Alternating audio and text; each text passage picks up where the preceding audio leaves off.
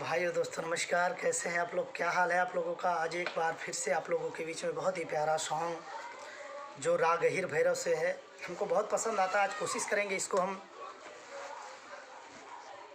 बजाने और थोड़ा बहुत गाने का।